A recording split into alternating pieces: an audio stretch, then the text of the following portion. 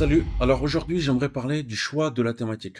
Beaucoup de personnes veulent se lancer sur YouTube, sur les réseaux, sur TikTok, Insta, etc., veulent créer du contenu, mais en fait, euh, on ne sait pas. On ne sait pas quelle thématique aborder, quel sujet aborder, et ça devient confus.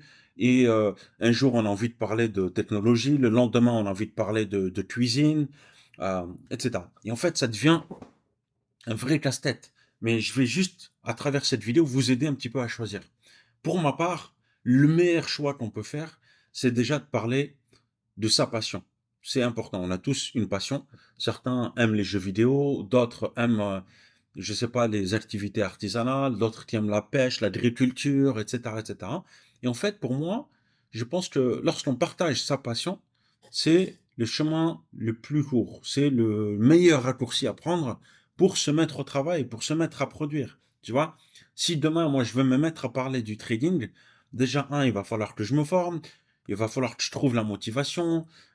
J'ai pas mis les process en place, la routine quotidienne pour pouvoir, vous voyez?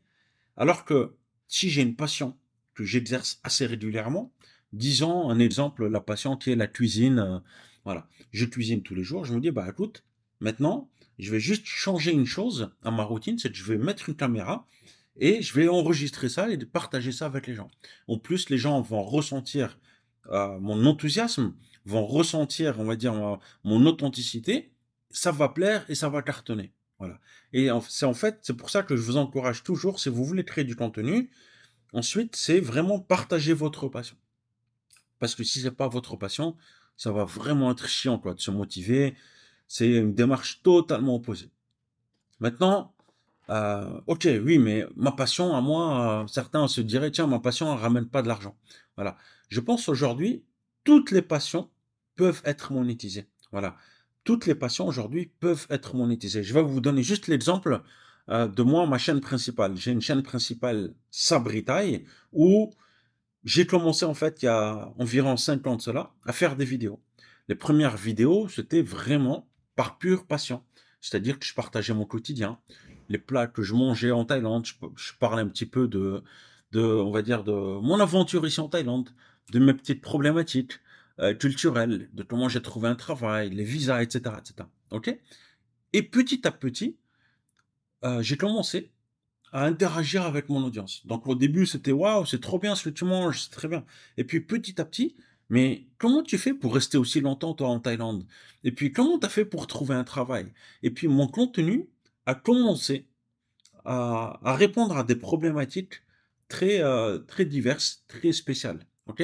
Tout simplement parce que mon audience a manifesté un besoin. Donc au début, j'ai commencé par vraiment faire du contenu qui était purement, on va dire, par passion. Et puis petit à petit, c'est en fait mon audience, ce sont les commentaires qui vont créer mon contenu, orienter mon contenu. Parce que quand on démarre comme ça, mine de rien, on va dans tous les sens. Et puis petit à petit, on reçoit des questions et on répond à ces questions. C'est la raison pour laquelle je dis, ce n'est pas le créateur qui fait le contenu, c'est le, c'est l'audience qui fait le contenu. Voilà, c'est eux qui vont orienter votre contenu. Et donc, avec le temps, comme, on va dire, j'habite en Thaïlande et que je réponds, on va dire, à mon audience, parce qu'il y a une certaine connivence avec mon audience, eh ben, mon contenu, petit à petit, est devenu du contenu sur l'expatriation. Et donc, qui aborde des problématiques très particulières sur les visas, le travail, sur l'immobilier, sur les aspects socioculturels, comment s'adapter, comment faire face aux chocs culturels, etc. Voilà. Et en fait, tout ça, on peut le translater sur d'autres niches. C'est exactement la même chose. Vous voyez, par exemple, je sais pas moi, vous avez des personnes qui aiment le piano. Alors, on joue du piano par passion, on fait peut-être 2-3 heures par jour, certains un peu moins, etc. Ben, sachez que peu importe la passion que vous avez, il est possible de la partager avec d'autres personnes. Sachez que si c'est votre passion, il se peut fort que ce soit la passion d'autres personnes également. Ok. Et d'autres personnes peuvent s'intéresser à votre contenu et puis à un moment donné, vous poser des questions parce que ces gens-là veulent peut-être devenir prof, devenir coach, etc. Et c'est là que vous pouvez monétiser votre passion. Alors, je vais te donner quand même une astuce si tu souhaites voilà, te lancer mais que tu es un peu perdu. Voilà, aujourd'hui, tu as vraiment envie de créer une chaîne YouTube, tu as vraiment envie de te lancer, c'est un peu compliqué pour toi. Alors, ce que je te conseille de faire, ok, c'est déjà de commencer à faire tes premières vidéos. Je dis toujours, les 15 premières vidéos, quand tu te lances sur YouTube, ne réfléchis même pas. N'essaie pas de faire des plannings. Je connais énormément de personnes pour lancer leurs premières vidéos. Ils essayent de faire un montage parfait. Ils essayent de faire une belle intro, de la musique, etc. Mais non, pas du tout. Regardez, moi, ça fait des années que je suis sur YouTube. Là, je prends la caméra. Il n'y a pas d'intro, il n'y a rien. Je prends la caméra et je commence à parler face cam. Parce que, en fait, c'est l'authenticité qui prime. Tu vois? Plus tu as l'impression qu'une personne te parle en face vraiment de façon sincère, authentique, et mieux ton contenu peut marcher. Donc, au début, c'est fait 10, 15 vidéos sans réfléchir, mais par contre tous les jours. Voilà, tous les jours. Et au bout de 15 vidéos, l'avantage, tu auras plusieurs avantages. L'avantage, c'est que tu auras dit à ton cerveau, voici le process pour tourner, éditer, poster une vidéo, ok?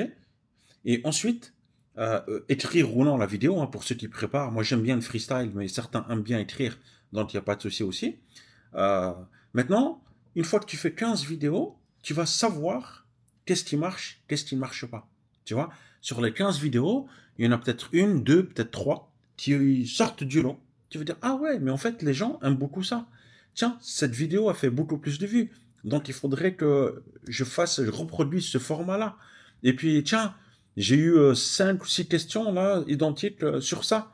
Tu vois, par exemple, des gens qui vont te poser, alors oui, t'habites où, mais tu vis de quoi, etc. Et c'est ces commentaires-là qui vont orienter vos questions.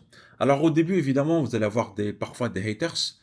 Euh, voilà, ça, quand on démarre sur YouTube, c'est, on prête vraiment trop attention. Tu vois, le moindre commentaire négatif et on peut vraiment être heurté. Voilà, intérieurement, ça peut faire mal, ça peut bloquer, c'est quand même très dangereux. Voilà. Maintenant, arrivé à mon stade, moi, je peux vous dire, j'ai eu de tout, hein, des haters, des gens qui ont fait des vidéos sur moi, etc., etc. Je peux vous dire que aujourd'hui, je suis complètement vacciné. Mais au début, essayez quand même, je sais que c'est facile à dire, de ne pas prêter attention aux haters. Essayez quand même de les voir comme des gens, ok, assis sur un canapé avec un paquet de chips, de popcorn, et qui n'ont rien d'autre à faire que de venir commenter. Voilà, voyez-le comme ça. Voilà.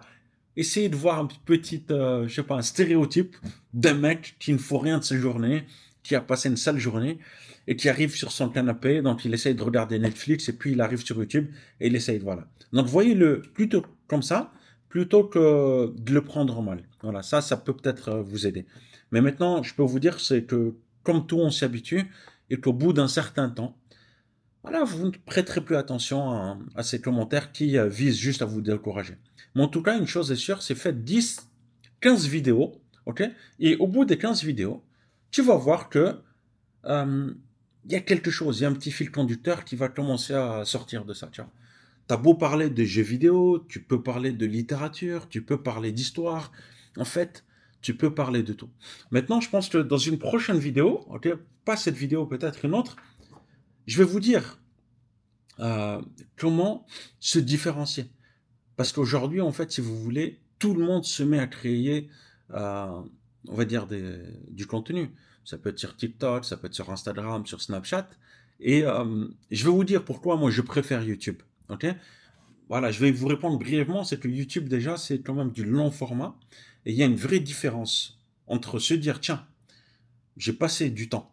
Voilà, en tant que, par exemple, en tant qu'audience, en tant que spectateur, tiens, je passe 20 minutes avec un créateur qui essaye de m'aider à résoudre un problème, qui essaye de m'expliquer quelque chose.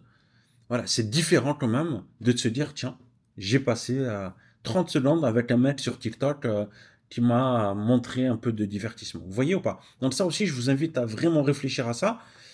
Est-ce qu'on veut aller dans le divertissement, ok, divertir notre audience, ou est-ce qu'on veut informer, éduquer une audience?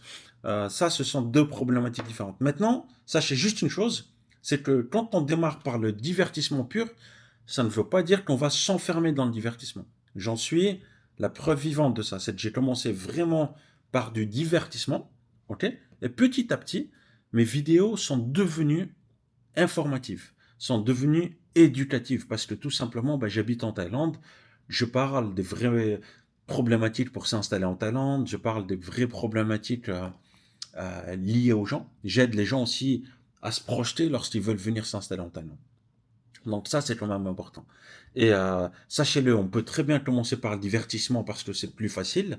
Et puis petit à petit, on essaye de résoudre des problématiques. Voilà.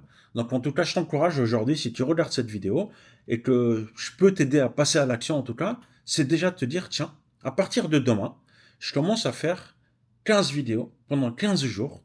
Je me pose absolument pas de questions. Si ça peut te rassurer, fais les pires vidéos, les plus pourries que tu puisses faire. Il n'y a aucun problème. Mais juste ce que je ne veux pas, c'est que tu passes énormément de temps à peaufiner, à faire ton montage, etc. Voilà. Ça, euh, c'est quand même, voilà, c'est quand même dommage. Vous voyez, les premières vidéos que je faisais, moi, je vous ai dit, je savais même pas comment je faisais du montage. Je prenais la caméra et je filmais pendant 10 minutes, 9 minutes. Et quand je disais une connerie au bout de 9 minutes, j'annulais, j'étais obligé de refaire la vidéo. Je vous ai dit que je ne savais pas faire de montage. Aujourd'hui, ça s'est démocratisé. Il y a CapCut, il y a plein de choses comme ça. Mais avant, il n'y avait pas tout ça. Donc, en fait, je tournais mes vidéos en one shot et je les postais comme ça. Voilà. Donc ça, si ça peut t'aider à te lancer rapidement. Maintenant, pour les gens un peu plus avancés qui ont quand même, on va dire, une thématique, etc., et qui souhaitent rejoindre mon programme Business Liberty, c'est-à-dire mettre en place un business autour de la création de contenu, puis proposer une offre, attirer une audience, etc., vous avez la possibilité de rejoindre mon accompagnement Business Liberty. Je vais vous mettre le lien dans la description. Voilà. Donc pour les gens vraiment déterminés et qui ont déjà commencé, pas pour des débutants évidemment, n'hésitez pas en tout cas, vous remplissez le formulaire et puis si votre profil, on va dire, est éligible, je vous recontacterai peut-être pour organiser un call. Voilà. En tout cas, je vous encourage vraiment à vous lancer dans la création de contenu, peu importe, peu importe le média, on va dire, TikTok, Instagram, etc. Il faut commencer. Prenez soin de vous et je vous dis à très bientôt. Ciao, ciao.